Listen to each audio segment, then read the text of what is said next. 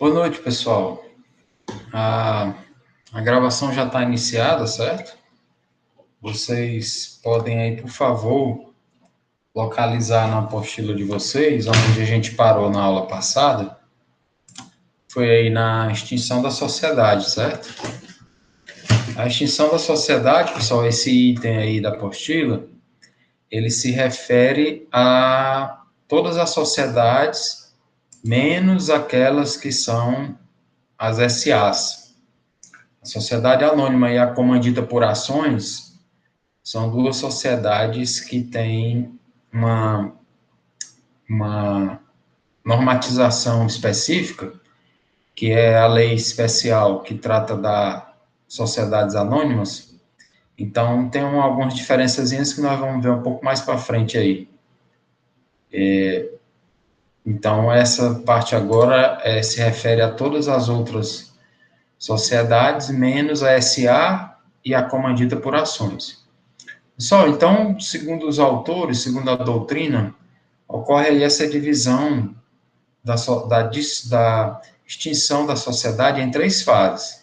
Porque a sociedade ela foi criada, né, com a sua constituição, o seu registro na junta comercial, e em todos os demais órgãos onde ela precise atuar, ela tem a sua existência e pode, eventualmente, também ocorrer a sua extinção, né? Como se fosse uma pessoa natural. Então, por isso mesmo é que se fala dessa parte aí da extinção delas. Então, ocorre aí, pela doutrina, essas três fases aí: a dissolução, a liquidação e a partilha. Dissolução, pessoal, o nome já diz, né? É desfazer, desfazimento. Dissolver por algum desses motivos que está colocado aí no Código Civil e na apostila por cópia, né? Então, esse primeiro aí não tem nem dificuldade, né? Por vontade do sócio. Simplesmente os sócios não querem mais continuar. Aí aqui tem que ser a decisão da maioria deles, né? A decisão da maioria dos sócios, não na quantidade de sócios, mas no controle acionário ou de cotas na participação. Tem que ser a maioria dos proprietários do capital social para decidir a extinção da sociedade. Então, essa primeira não tem uma motivação específica, apenas eles não querem mais. Essa segunda aí, ela é muito incomum, mas pode acontecer. Normalmente, as sociedades, elas empresariais, elas são criadas com prazo de duração indeterminado no seu contrato social. Mas ela pode ser colocado também um prazo de duração para ela. Chegado ao final desse prazo, ela vai se extinguir, vai se dissolver. Para evitar essa dissolução, caso haja uma mudança, o Roseman já chega falando inglês, tá certo. Good night, good evening. Aí aqui, então, pessoal, se não houver a mudança no contrato social para mudar, para modificar, tirar o prazo e torná-la por prazo indeterminado, quando chegar o decurso do prazo, ela vai ter que ser dissolvida. Falência, pessoal, é uma forma de extinção somente das sociedades empresariais, tá? A falência não entra no nosso conteúdo, não está na ementa do nosso conteúdo, mas a gente fala por alto que é um processo sempre judicial, sempre ocorre no Poder Judiciário e leva à extinção da sociedade empresarial ou da empresa individual, se não houver a recuperação dela, né? Porque a tentativa é sempre a de recuperação da empresa. A falência com a extinção, levando à dissolução, e a extinção deve ser quando não tem jeito mesmo. E falência só se presta a empresas. Associações não podem falir, e nem toda empresa, tá? Associação não pode falir, partido político não fale, pessoa natural não fale, entidades do poder público, federal, estadual, municipal, não fale, a União não fale, os partidos políticos, eu já falei, as entidades religiosas. Então, na verdade, a falência, portanto, é específica para as empresas e nem todo tipo de empresa. Tem algumas empresas que não se submetem ao regime de falências, tá? Número 4 aí, unipessoalidade. A regra geral das sociedades é que elas tenham duas ou mais sócios, né? Dois ou mais sócios. Se acontecer de ter dois sócios, por exemplo, e um dos dois sair por qualquer motivo e não for substituído por nenhum outro, ela vai ficar unipessoal, né? Como se trata de uma sociedade, a regra geral, tirando a SLU, que é a criação nova, né? Sociedade Limitada Unipessoal, que na verdade não é uma sociedade, é uma empresa individual, a receber o nome de sociedade e recebe críticas por isso. Se uma sociedade onde haja realmente dois ou mais sócios, se por algum motivo ela ficar unipessoal, ou seja, um único sócio permanecer, aí então, ou ela tem que ser transformada em empresa individual, ou tem que ser trazido um novo sócio para ela. A lei da sociedade anônima dá um prazo de 6 meses, 180 dias, para que um novo sócio entre, sob pena de dissolução. O Código Civil não dá esse prazo para as outras sociedades, mas por analogia, que é a aplicação de uma norma que existe para determinada situação a uma outra situação que não é igual, mas é semelhante. Isso é o que nós chamamos de analogia, né? Foi explicado anteriormente. Aí, então, admite-se, por analogia, que isso também seja aplicado a outras sociedades. Irrealizabilidade do objeto social. Olha aí, Roseman. Isso aí é uma palavra boa, irrealizabilidade. Para você falar no sábado à noite, né? Depois que tiver tomado todos. Aí você experimenta falar essa palavra aqui sem gaguejar, qualquer um de vocês aí. Irrealizabilidade do objeto social. Grave e mande aí para a gente ver aqui como é que ficou. Mande lá para o grupo do Direito Empresarial. Viu, pessoal? Qualquer um de vocês que quiser gravar o sábado à noite aí, falando sobre. Pronto, Hausmann vai mandar. Aí a gente analisa aí a situação jurídica, a sua situação, quando você fez a gravação, e a gente vê o que é que acontece aí, tá certo? Manda lá no grupo do Direito Empresarial, grupo de WhatsApp, para ver o que sai. E a realizabilidade do objeto social, pessoal, vocês sabem que toda empresa tem que dizer qual é o objeto de exploração econômica dela. O que é que ela vai fazer? Isso é colocado dentro do contrato social ou dentro da declaração de empresa individual. E se aquele objeto que lá foi declarado, ele deixou de existir, ele é irrealizável porque se tornou ilegal, por exemplo, veio uma legislação posterior e disse que aquela atividade, a partir de tal ano, ou de tal momento, ou imediatamente, ela é banida, foi banida. Aí, então, se a atividade principal da empresa foi banida, aquela atividade não pode mais ser realizada. O objeto social ficou irrealizável. Então, você tem aí, a empresa tem duas alternativas. Se dissolver ou modificar o seu contrato social ou sua declaração de empresa individual, atualizando o seu objeto social para algo real, né? Algo factível, permitido por lei ou que seja realizável na prática, né? Que tenha mercado, que tenha mercado consumidor, que tenha fornecedor, enfim, que possa ser concretizado, tá certo? Aí, então, temos exemplos aí, por exemplo, quando todos os sócios estão brigando entre si, né? Ou quando não há capital suficiente mais para ela funcionar, para evitar um mal maior como a falência, elas podem, os sócios podem dissolver essa empresa, essa sociedade empresarial, certo? Exaurimento do objeto social. Exaurimento, tá aí outra palavra, outro termo que vale a pena falar também no sábado à noite, Roseman. Exaurimento do objeto social. O que é o exaurimento? Exaurimento é quando está exaurido, chegou ao final, acabou-se, finalizou-se, não tem mais condições, chegou ao fim. O objeto social foi exaurido.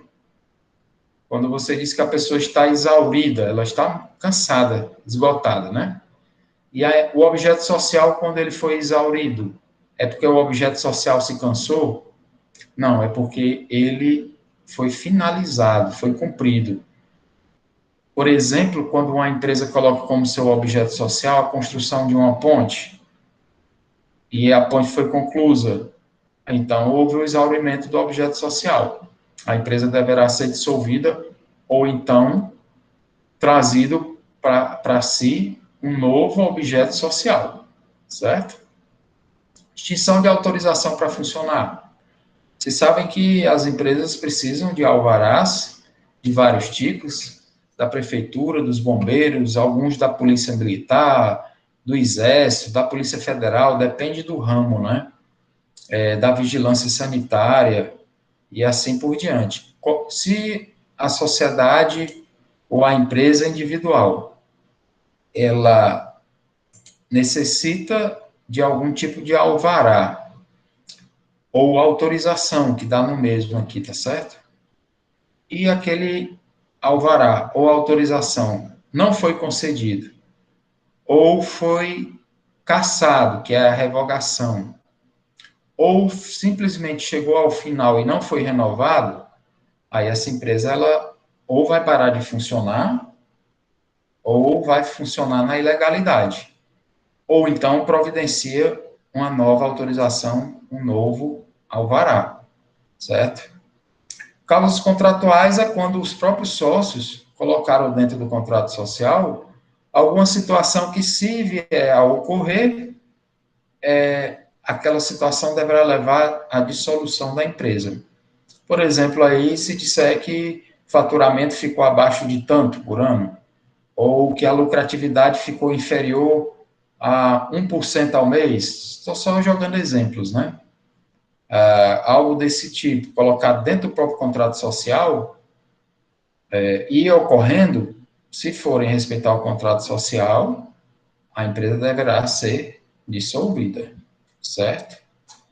Então, pessoal, ocorrendo qualquer um desses motivos aí citados, que levaria efetivamente à dissolução da empresa, havendo então essa dissolução, que é a sua finalização, depois, com todo um processo, né? Do jeito que tem um processo para criar, para constituir uma empresa, tem todo um processo para dar baixa, que geralmente é mais complicado do que a própria Constituição.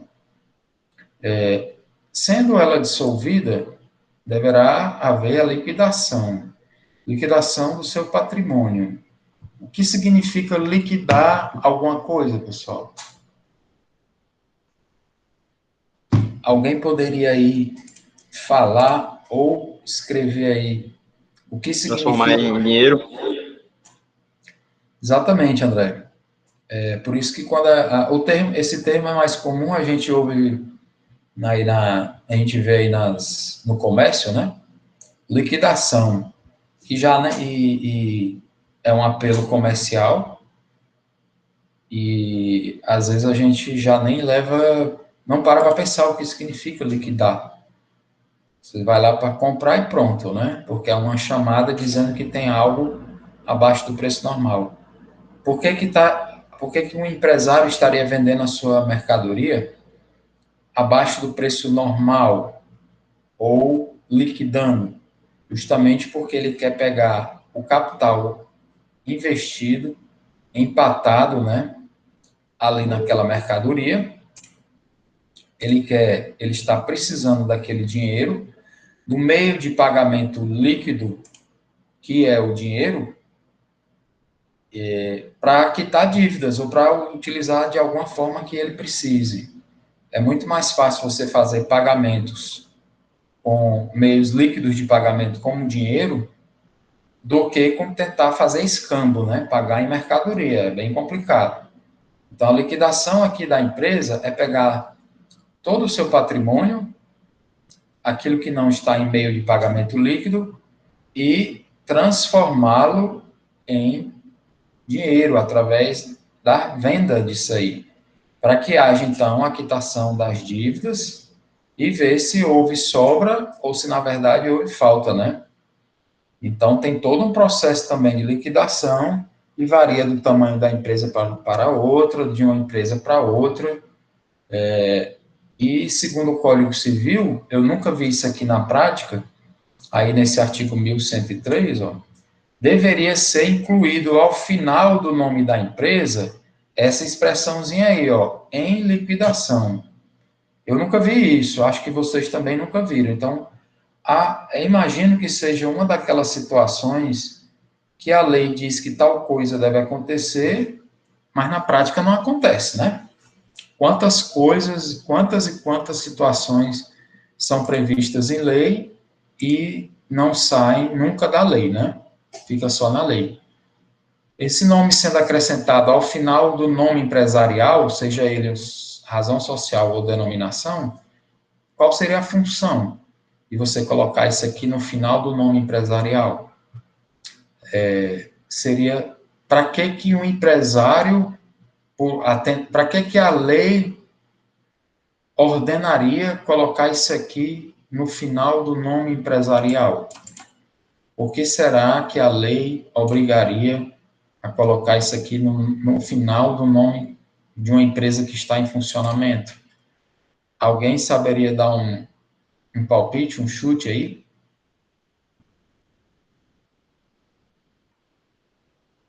Seria só enfeite? Só para ficar bonitinho? Professor, seria meio que uma forma de assegurar a quem, tipo, aos fornecedores que, em caso de falência, eles tinham em que se apegar? Mais ou menos isso, sim. Justamente, Pedro, o objetivo é esse mesmo. Porque se uma empresa está em liquidação, ela vai acabar, né? Então, seria uma forma de avisar a todas e quaisquer pessoas que tivessem qualquer relacionamento com essa empresa, que ficassem alerta que a empresa está em extinção. Então, por exemplo, a empresa vai contactar uma outra empresa para fazer uma compra, né? E faz uma compra parcelada para pagar, sei lá, em 3 anos. E essa empresa está em liquidação. Será que o outro lá, o outro empresário, deverá fazer uma compra, uma venda para receber em 5 anos? Não, né? Provavelmente ele lendo isso aí no nome dele, ele vai dizer, não, amigo, tudo bem, a gente faz o fornecimento, mas só aceitamos no seu caso aqui. Como você está em liquidação, nós só vamos poder aceitar pagamento à vista. Então, justamente, o objetivo é esse aí, tá certo?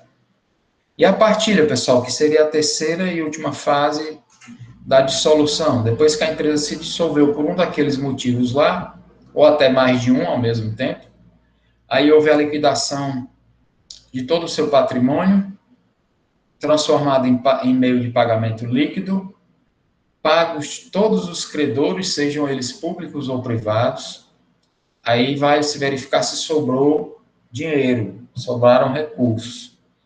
Na eventualidade de sobra de recursos, vai acontecer o quê? A partilha deles, né? Dividir. A distribuição do saldo entre os sócios, certo? De acordo com o que cada um contribuiu na composição do capital daquela sociedade e, portanto, tem direito a receber proporcionalmente aquilo ali, tá certo? E se houver falta de recursos e sobra de dívidas, aí vai ser aquela situação em que vai ser avaliada se os credores poderão tentar receber as dívidas que não foram pagas pela sociedade, se eles tentarão receber diretamente dos sócios, né? Aí é possível, dependendo do tipo de responsabilidade do sócio, e da situação que ocorreu, que eles venham a perder não só tudo que já foi perdido dentro dessa sociedade aqui, como também ainda alguma coisa do seu patrimônio pessoal que não fazia parte daquela empresa que foi dissolvida. Ok? Aqui, então, pessoal, a gente finaliza essa partezinha aí até agora para entrar na famosa sociedade anônima, ou SA. Se alguém quiser fazer algum questionamento no decorrer sobre o que passou ou já sobre SA, fique à vontade para interromper, tá certo? Então, a sociedade anônima é aquele tipo de sociedade que é a mais conhecida juntamente com a limitada, né? São as duas sociedades mais conhecidas. O Lucas perguntando aqui se partilha é o mesmo que dividendo. Não, Lucas. Assim, os dois termos têm o mesmo significado, certo? Mas não são usados no mesmo momento e na mesma situação. Partilha, nesse contexto que nós estamos falando aí, é pegar o que sobrou da empresa, do patrimônio da empresa, e dividir entre os sócios na proporcionalidade do que cada um participou. Já os dividendos são os lucros que uma sociedade anônima tem. Geralmente esse termo é usado nas sociedades anônimas, mas pode ser na limitada também. Os dividendos, na verdade, de uma forma mais direta, para você não esquecer, dividendo é lucro, certo? Partilha é a divisão do que sobrou da empresa, do apurado, da sobra, depois de pagar tudo que se deve para ser dividido entre os sócios. Já dividendo é o pagamento, a divisão dos lucros da empresa. E, mais frequentemente, esse termo dividendo é utilizado no mercado de ações, portanto, no mercado das sociedades anônimas. Os dividendos, por exemplo, você escuta falar, a Petrobras distribuiu dividendos. O que significa isso? Que ela partilhou para os seus sócios os seus lucros, ok? Então, partilha é divisão, dividendo é divisão também, né? Só que de duas coisas diferentes em dois contextos diferentes, certo?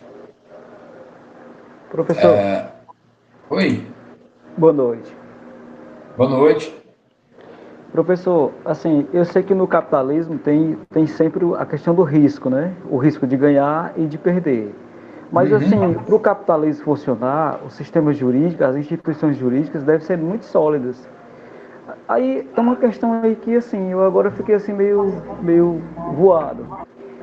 Se o empresário, se o investidor, né, o indivíduo vai lá e ele cria um mecanismo de proteção através da sociedade limitada, né, desse dispositivo da limitação, mas aí, no caso, quando houver essa partilha e ficar no prejuízo e o fornecedor, aliás, a empresa, os donos, os empresários, os sócios estiverem protegidos por esse dispositivo, o fornecedor vai amargar o prejuízo.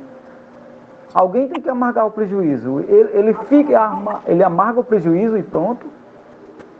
Certo, é o seguinte, Cláudio, essa limitação que existe aí, que você está falando, né, que é justamente essa limitação que leva a maioria dos empreendedores a escolher sociedades ou empresas individuais do tipo que apresentam uma responsabilidade limitada.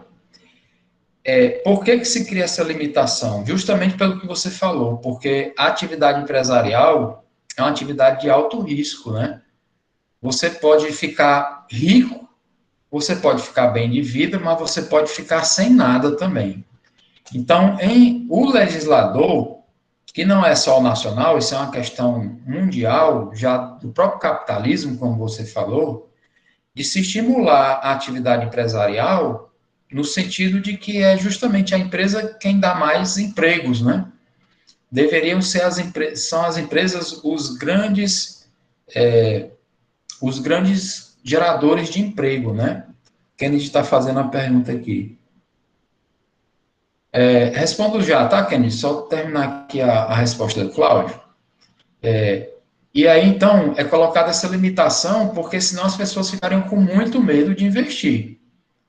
E aí você me pergunta, tá, mas aí então o credor, ele vai ficar no prejuízo total se a empresa não puder pagar?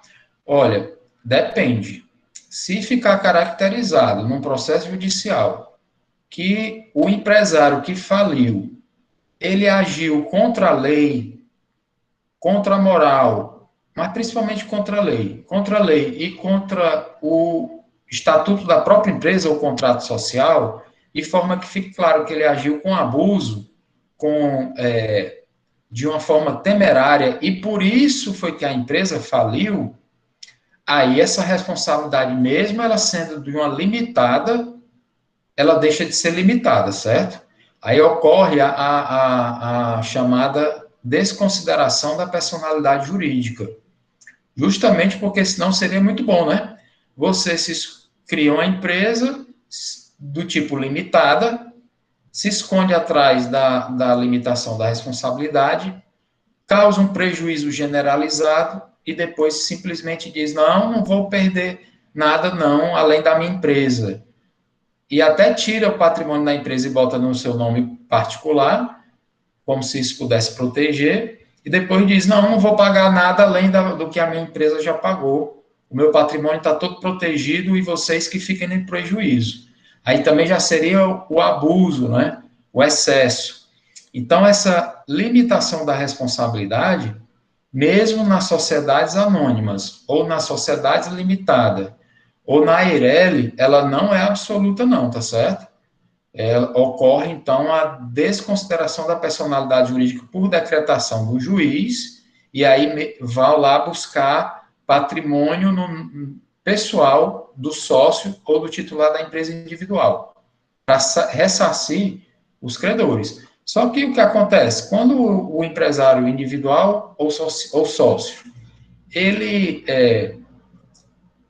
tem má intenção, ele já transfere tudo para nome de terceiros, quartos, quintos, né? E aí fica difícil o credor efetivamente receber. Quando a pessoa é mal intencionada e já faz isso com o desejo de causar prejuízo e enriquecer às custas dos outros, ele já está prevendo isso aí. Aí o ordenamento jurídico, o poder judiciário, as polícias vão atrás com dificuldade, com lentidão e dificilmente conseguem realmente ressarcir os prejuízos, né? Tem essa dificuldade aí, certo? Acho que respondi. O Kennedy perguntou aí, em caso de falência, a prioridade são os colaboradores, não é isso?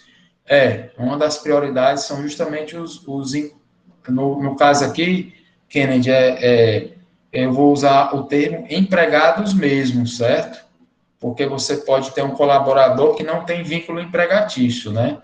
Ele é um prestador de serviço, ele é um temporário, ele é um estagiário, ele é uma pessoa que não tem vínculo empregatício. E o vínculo empregatício, os empregados, eles têm prioridade juntamente com o poder público, tem uma ordem para receber os créditos. Os credores que não são do poder público, não são Estado, União, município, e nem são trabalhadores, são simplesmente fornecedores, eles vão entrar numa ordem para pegar a rabada. O que sobrou, depois de pagar todos os empregados, todos os tributos, aí vamos ver os credores, se ainda sobra alguma coisa para pagar os credores. Aí vão olhar lá nesses credores, quais são tem ainda uma ordem de preferência dentre eles, de forma que frequentemente os credores terminam ficando mesmo no prejuízo, nem sempre, mas a previsão da lei seria nesse objetivo, certo? Ok, pessoal, vou continuar aqui, qualquer coisa vocês interrompem aí novamente, certo?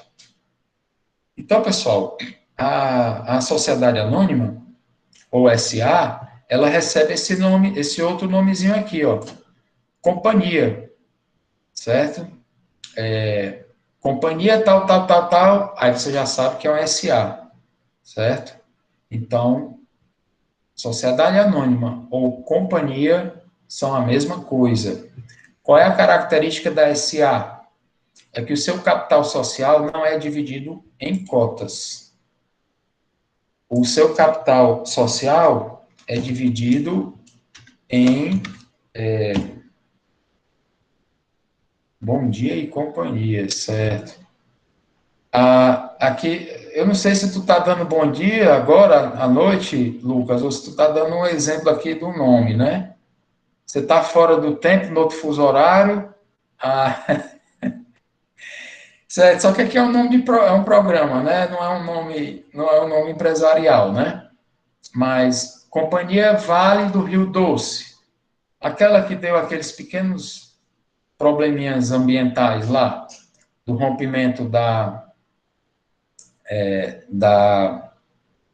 daquelas, daquelas barragens, né? Companhia Vale do Rio Doce. Aí, pessoal, já vendo com esse nomezinho companhia, ela está dizendo que ela é o quê? Uma sociedade anônima, mesmo sem se chamar SA nem sociedade anônima. Mas a companhia aí é a mesma coisa. Já quando o nome empresarial vem escrito no final e companhia, aí é outra coisa. Aí não identifica que é um SA, não. Aí identifica que tem outros sócios dentro do nome do contrato social que não colocaram o seu nome dentro do nome empresarial. Mas isso aí eu vou já falar mais adiante, tá? Aguarda só mais um pouco aí. O capital social, então, é dividido em ações, pessoal.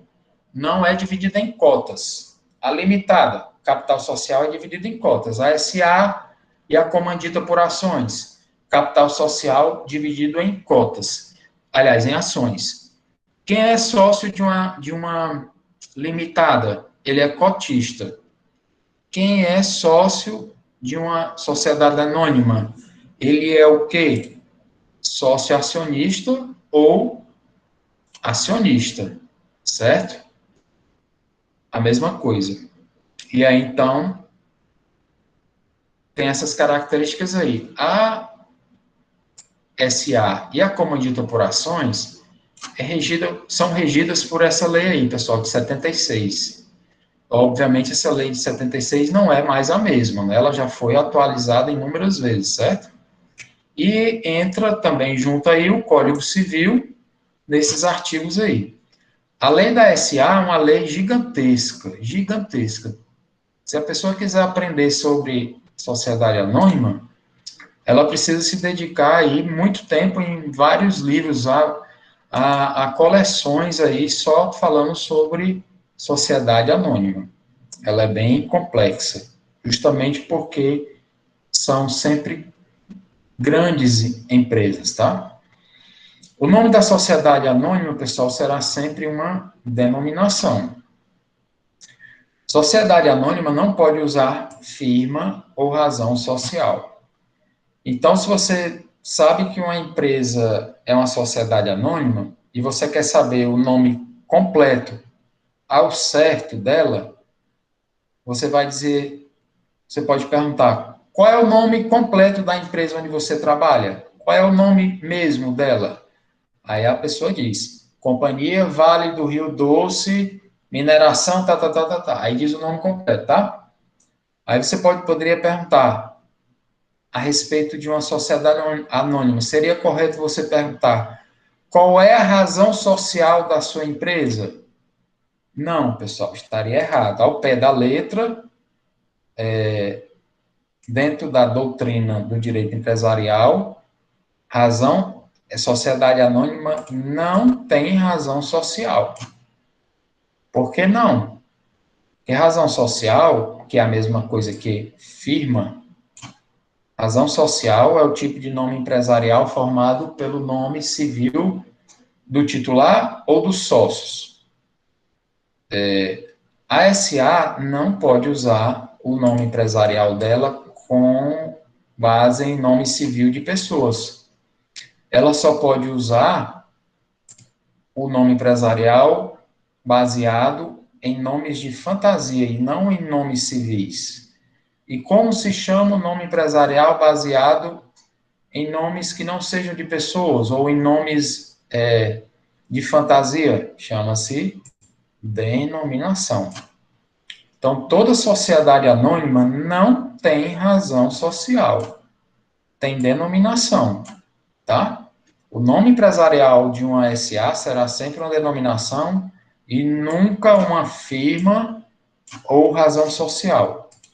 A isso, a própria lei da SA é quem diz, tá certo? Olha aqui, ó, somente podem usar um nome de fantasia. Companhia Vale do Rio Doce. Eu não sei como é o nome completo dessa empresa. Se alguém quiser olhar aí por curiosidade, fica à vontade. Vale do Rio Doce é o nome de uma pessoa? Não, né? Companhia Vale do Rio Doce, mineração, não sei o nome. Então, é uma denominação, tá certo? Mas tem uma exceção, pessoal, permitida pela própria lei da SA, que aí pode confundir. É o caso em que uma SA vem com o nome, embora seja uma SA ou companhia, ela vem com o nome de uma pessoa como base. Só que aí é uma exceção, ó, é quando ocorre uma homenagem ao fundador daquela empresa. Por exemplo, vocês devem conhecer esse nome que eu estou digitando aqui.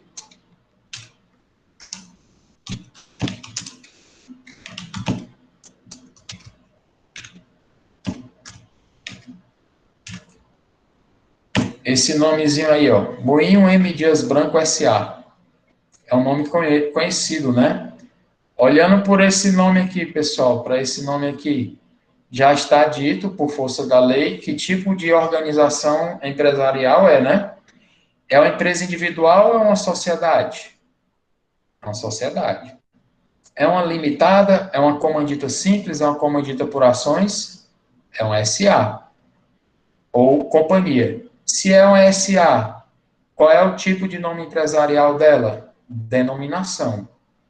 Mas, pessoal, Moinho M. Dias Branco. O que significa M. Dias Branco? Alguém sabe dizer aí o que significa M. Dias Branco? O que é isso? É o nome do fundador, não? Alguma coisa do tipo?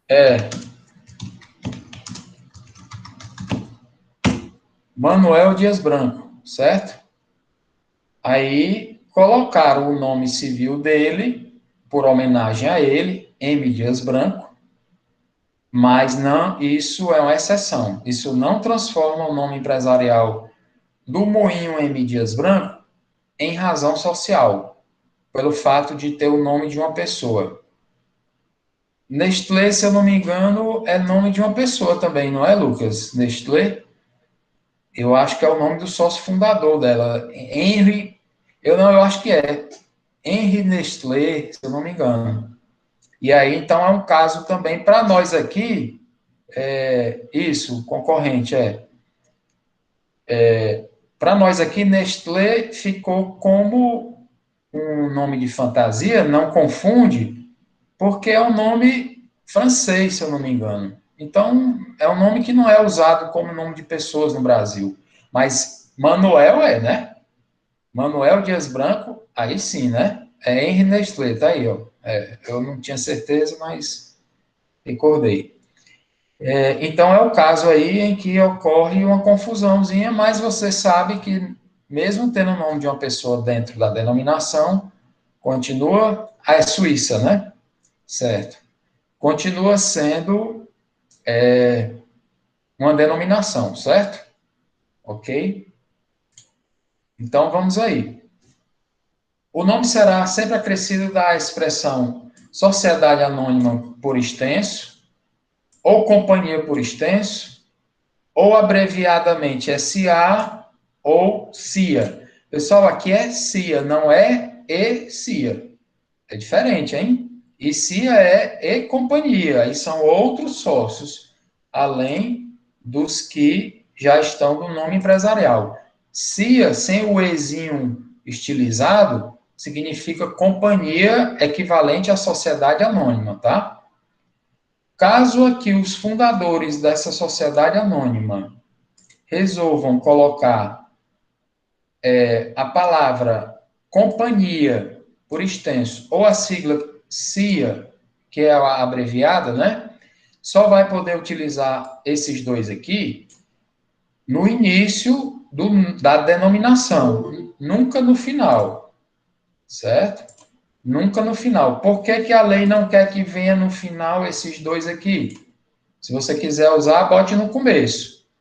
Para não confundir com aquela sigla e companhia, que aí quer dizer outra coisa, tá certo?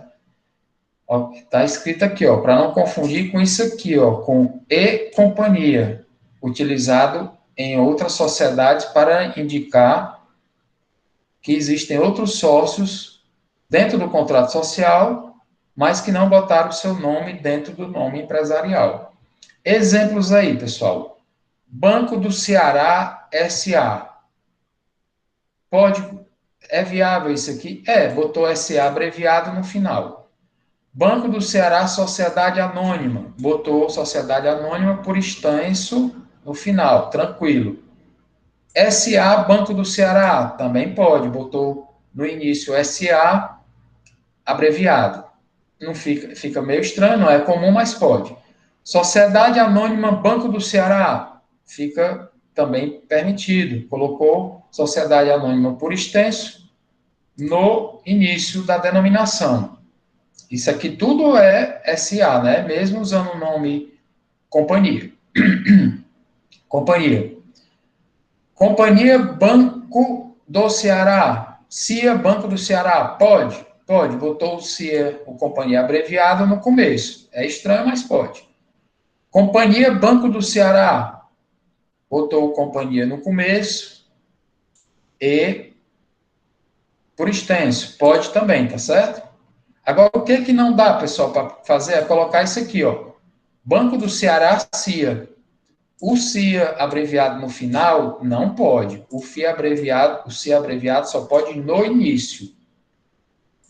Ou outra aqui, ó. Banco do Ceará, companhia. Botou companhia por extenso no final da denominação. Também não pode. Se ele quiser usar CIA ou companhia, ele só pode usar aqui, antes do início da denominação.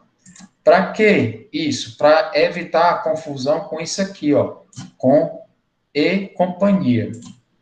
Ok? Professor, tá aqui uma perguntinha aqui, vamos ver aqui.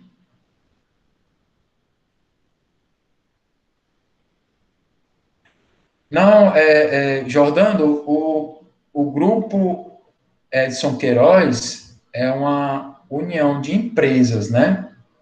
Se eu não me engano, como o nome você disse aí, é o Grupo Edson Queiroz. É uma união de várias empresas, exatamente. Uma holding. A Fundação Edson Queiroz, por exemplo, que é a da Unifor, né, da Universidade de Fortaleza, que o pessoal pensa que é uma empresa, não é. É uma fundação, certo? Então, agora, o grupo tem que ver, aí, alguém poderia, por favor, olhar na internet, enquanto eu estou apresentando aqui, ver se descobre se o grupo Edson Queiroz tem realmente a holding com o nome da holding. Eu acredito que vai ter, que tem assim, SA ou companhia escrito aí no nome dessa holding, eu não tenho certeza. Se alguém puder dar uma olhada aí. Mas, de qualquer maneira, o Grupo Edson Queiroz tem a fundação, que nem empresa tem as empresas de água mineral, que aí são empresas, né? Tem a de distribuição de gás, tem um monte de empresa com vários, diz que é um SA, né? Então, pronto, porque pelo que eu me lembro, as holdings, elas são a união de várias empresas e elas são organizadas como sociedades anônimas. Por isso que eu pedi para vocês darem uma confirmada aí. Então, pronto, tá certo? O grupo Edson Queiroz reunido todas as suas empresas numa holding, aí que a holding é uma sociedade anônima. E a holding une todas as outras instituições que compõem esse grupo, que podem ser empresas do tipo SA, do tipo limitada, ou até outras entidades que não sejam empresa, certo? Então, pessoal, vamos para frente aí. A responsabilidade do sócio. A responsabilidade do sócio, pessoal, é só pela integralização das ações que compraram, tá?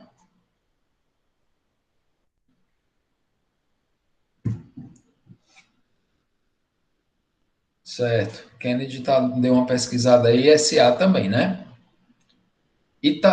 Justamente é SA, porque é Itaúsa, justamente porque é Itaú SA, né? A responsabilidade dos sócios,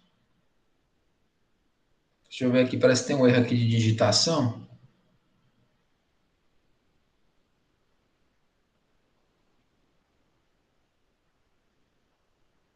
Tem um errinho aqui, depois eu conserto.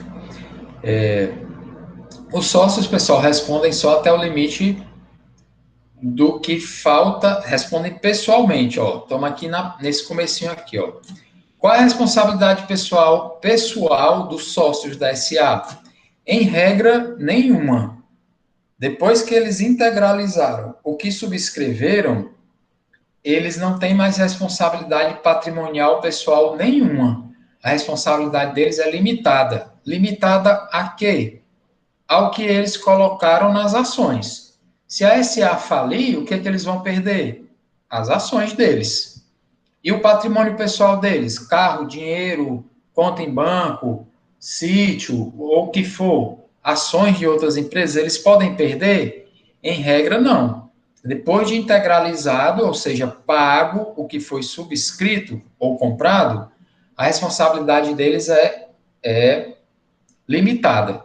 A única possibilidade dessa responsabilidade ainda não ser, a única não, a principal possibilidade de ainda ter uma responsabilidade pessoal é só pelo que foi subscrito, mas não foi pago ainda. Não foi integralizado. Aí a parte que não foi integralizada, essa sim ainda pode ser cobrada no patrimônio pessoal. Caso a empresa tenha falido, o cidadão subscreveu, não pagou e ficou devendo para a própria empresa. Aí, então, ele pode ser obrigado a pagar com seu patrimônio pessoal, certo? Caso contrário, a responsabilidade deles é limitada. Integralizar uma ação aqui no final significa pagar o valor ou preço dela, né? Ou a ela referente. Pagar o preço dela, acho que fica melhor, né?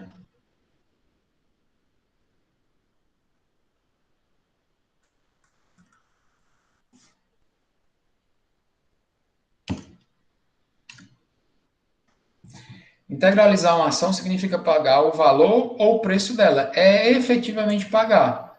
Subscrever é dizer que vai pagar. E integralizar é pagar de verdade, certo? Então, quando você diz para sua namorada ou para o seu namorado que vai dar 5.000 reais de presente de Natal para ela ou para ele, você está subscrevendo essa dívida para ela. Se você fizesse por escrito, mas não vai fazer, né? Você estaria subscrevendo. Prometer ou subscrever é a mesma coisa que pagar? A sua namorada vai ficar satisfeita só com a promessa? Não, né? Depois ela vai chegar para você no Natal e vai falar: chuchuzinho, coisa linda, diabo dos infernos, integraliza a dívida que tu subscreveu comigo. Ou seja, efetivamente pague os 5.000 reais que você disse que ia me pagar. Então, integralizar é isso, certo? Características das sociedades anônimas. Toda sociedade anônima é empresa. Pessoal, não existe sociedade anônima que não seja empresa. Não existe uma sociedade anônima que seja, por exemplo, uma cooperativa, que seja uma fundação, que seja um partido político, que seja uma entidade religiosa, que seja um órgão da administração pública direta, um estado, um município, uma autarquia federal, estadual, municipal, distrital. Não existe. Sociedade anônima é sempre empresa. Mas empresa é sempre sociedade anônima? Aí não, né? Porque nós temos empresas que são sociedade anônima, são comanditas por ação, são limitadas, são em nome coletivo ou está faltando a outra, em nome coletivo, comandita por ações, comandita limitada, SA. Faltou uma. Deu branco aqui. Mas tudo bem, está na apostila aí, é só voltar um pouquinho aí que vocês veem, tá? Seus titulares podem ser estrangeiros ou brasileiros, porque você pode comprar as ações sendo um estrangeiro, sem estar nem sequer no Brasil, né? E, geralmente, essas empresas, como existe uma normatização muito grande, um custo muito alto para a constituição delas, elas só vão se prestar para grandes empreendimentos. Você não vai ver uma microempresa organizada na forma de SA, nem uma empresa de pequeno porte e dificilmente uma média. Vão ser sempre grandes empresas, tá certo? Sempre grandes. Ela é considerada uma sociedade de capitais, ó. Tá aí na apostila. O que quer dizer uma sociedade de capital, pessoal?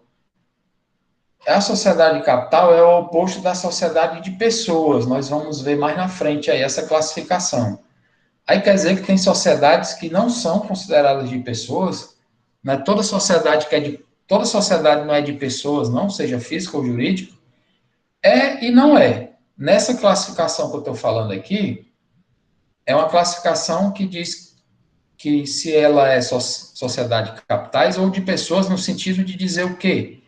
Que a sociedade de capitais, que é o caso da SA, é aquela em que o mais importante é o dinheiro e não a qualificação dos sócios dela. Por exemplo, para você ser sócio acionista da Petrobras, comprar ações da Petrobras na Bolsa de Valores. A Petrobras vai querer saber se você é honesto ou desonesto, se você responde a algum processo judicial, penal, civil, trabalhista, se você já faliu outras vezes ou não, se você é violento ou não, se você tem... A SA quer saber isso de você? Não. O mercado, a Bolsa de Valores, caso as ações sejam negociadas lá, quer saber isso de você? Não. Quer saber o quê? Tem dinheiro, quer comprar as ações, pague e vire sócio. Mais nada interessa. Por isso ela é chamada sociedade de capitais. Já não limitada, é uma sociedade de pessoas. Você vai fazer sociedade para montar um restaurante com uma pessoa, por exemplo, que é reconhecidamente desonesta, ou responde a um inquérito policial acusada de envenenar o marido ou a esposa, aí você vai fazer uma sociedade para montar um restaurante com essa pessoa? Não vai, né? Porque aí interessa a qualificação da pessoa. Na sociedade de capitais, isso não interessa. Ok? As ações das SAs são sempre negociáveis, tá? Exatamente, Lucas. O anonimato, sociedade anônima, é justamente isso aí. Não é anônima porque ela é sem nome, não, né? Porque nós já vimos aqui que toda sociedade tem que ter nome, né? Anônimo é uma coisa sem nome. Não existe sociedade empresarial nem empresa individual sem nome. Anônimo aqui é o sócio, justamente. E nem sempre. Mas é anônimo porque justamente não interessa o que ele é. Não interessa. Tem dinheiro, compra as ações. Ah, o cara está preso num presídio de alta segurança máxima. Mas alguém comprou ações para ele, ou ele... Não, ele não, né? Porque ninguém consegue acessar celular na internet dentro do presídio, né? Isso não acontece. Então, ele seria mais difícil. Porque ninguém consegue celular dentro do presídio, né? Alguém compra ações para ele, ele é presidiário, e compra as ações e coloca no nome dele. As ações vão ficar no nome dele? Não. Ah, mas ele é presidiário, ele é não sei o quê, não interessa. Na SA isso não interessa. Então, justamente é isso aí, Lucas, é justamente isso aí.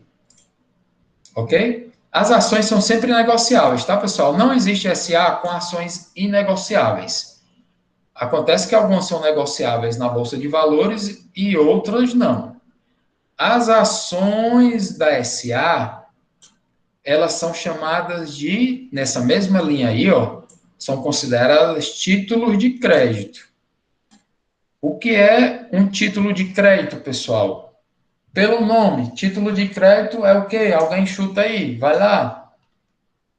Dá um chute aí daquele fenomenal, pelo nome aí. O que diabo é um título de crédito? Só pelo nome aí. Vai lá, chuta aí. Escreve aí qualquer coisa ou fale. Em nome de Jesus.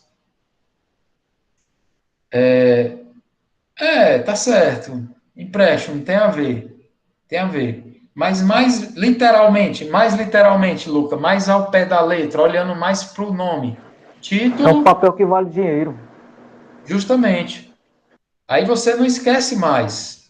Ninguém esquece mais se você pegar pelo nome. Título é um documento de crédito. Então, é um documento que diz o quê? Que você tem um crédito em algum lugar em seu favor e contra alguém, certo? Então, o cheque é um título de crédito? É um documento, é um título escrito que aufere crédito ao beneficiário do cheque e significa dívida para o emitente do cheque. É um título de crédito. Para a sorte de vocês aí, esse conteúdo, pessoal, há alguns anos foi tirado, o conteúdo de títulos de crédito. Sorte ou azar, depende do ponto de vista de vocês aí. Título de crédito, que é um conteúdo muito extenso e complexo, foi retirado dessa disciplina.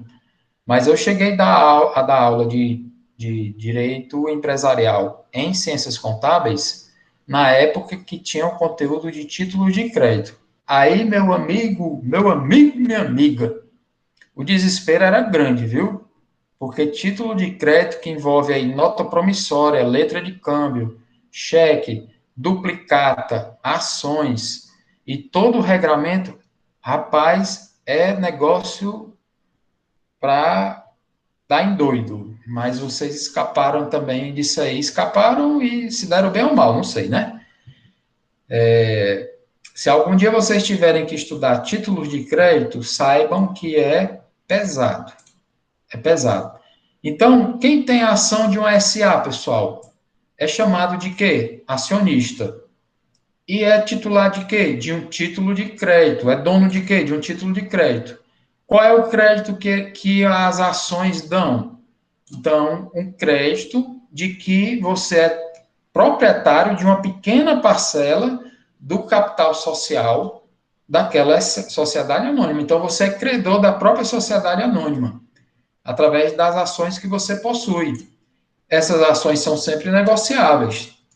Então, você tem um documento que pode ser negociado, tá certo? O capital social dela está em constante mutação, assim como o quadro de acionistas. No caso de uma limitada, pessoal, que tem um contrato social, dizendo lá, por exemplo, que são 3 sócios. Vocês acham que numa oficina mecânica, organizada como sociedade limitada, com 3 sócios, todo dia entra e sai um sócio novo? Toda semana tem um sócio novo e outro que foi embora? Não, né? Se você quiser mudar, tirar um sócio de uma limitada, você tem que mudar o contrato social dela. Isso tem um preço, um tempo e um trabalho. Na sociedade anônima, as ações são vendidas diariamente.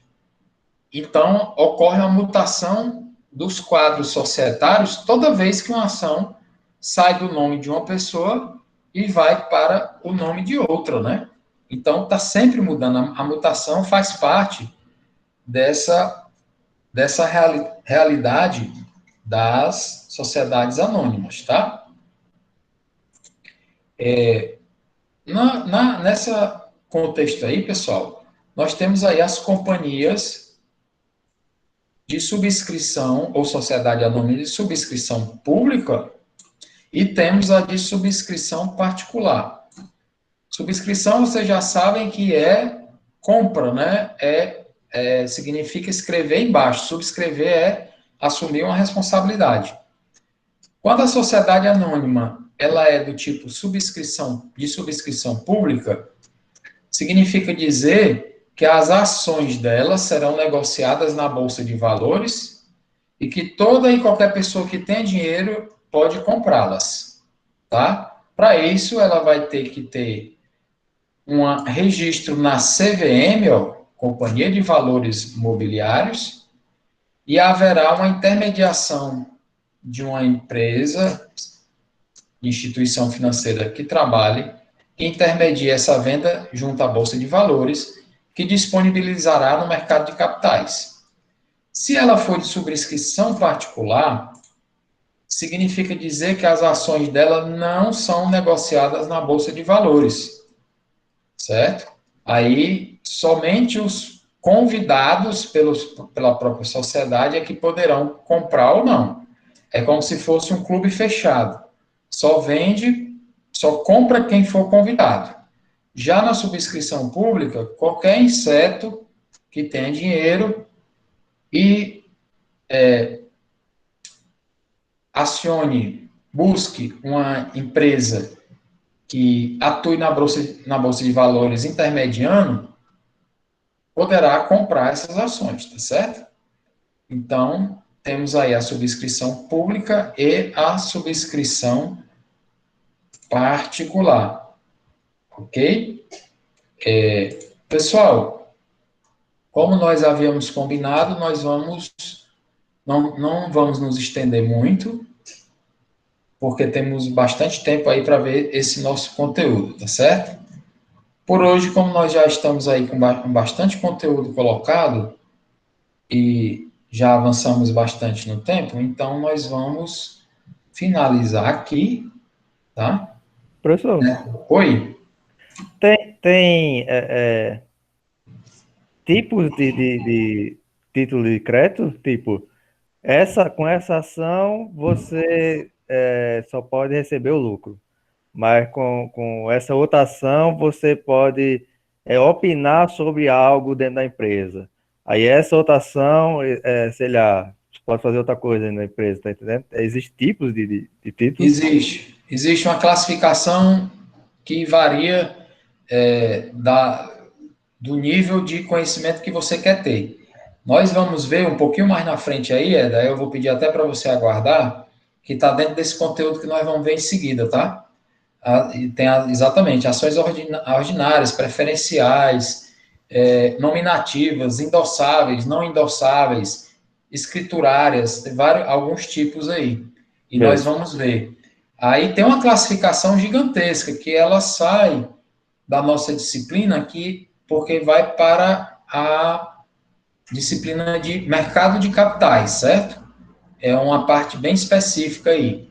E nós não vamos entrar no mercado de capitais, mas já fico dizendo até o nome, porque justamente como o Lucas está falando, é bem interessante, e hoje em dia que os investimentos tradicionais, como CDB, poupança e outros mais, alguns estão dando até negativo, muita gente está indo para a Bolsa de Valores, né? E aplicar em ações, que é de alto risco também, né? E aí, se você quiser saber sobre isso, você vai procurar que área do conhecimento? Você vai procurar o mercado de capitais, cursos ou livros, ou fontes de conhecimento que tratem do mercado de capitais. Aí ele vai ter toda uma classificação que é enorme, né?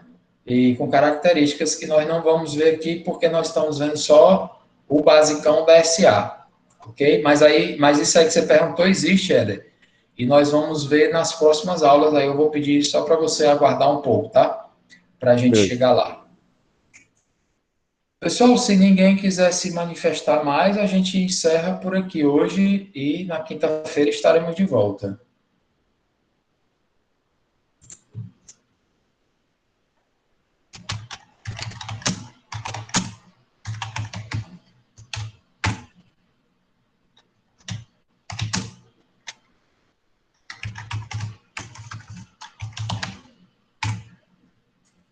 Ok, pessoal. Obrigado pela atenção novamente. Boa noite. Quinta-feira estaremos aí de volta. Um abraço para vocês. Tudo de bom. Até mais.